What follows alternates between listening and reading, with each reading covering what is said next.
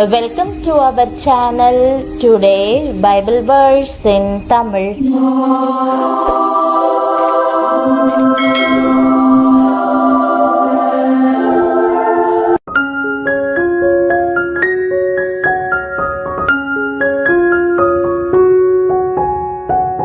இன்றைய வசனம் ஏசாயா 26 அதிகாரம் 12 வசனம்.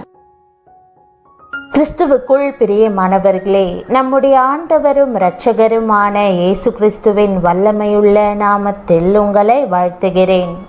உலகில் குழப்பம் நேரலாம், அது அழிவுக்கு நேராகவும் வழி நடத்தக்கூடும்.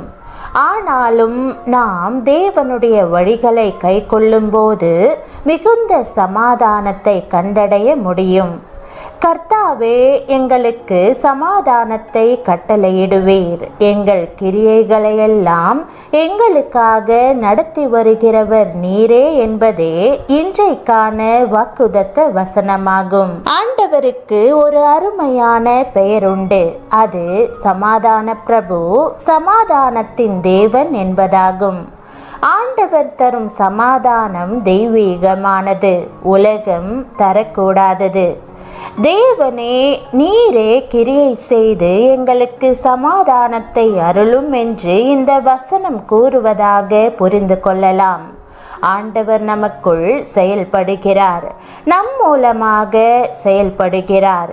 நாம் இருக்கும் சூழ்நிலைகளை பொறுத்து நமக்காகவும் அவர் செயல்படுகிறார். அவர் சகலவற்றையும் ஆளுகை செய்கிறார், நமக்காக காரியங்களை செய்கிறார். இது ஆச்சரியம் அல்லவா? வேதாகமத்தில் ஓரிடத்தில் எருசலேமுக்கு போவோம் வாருங்கள் என்று இயேசு தம் சீஷர்களை அழைப்பதை வாசிக்கிறோம்.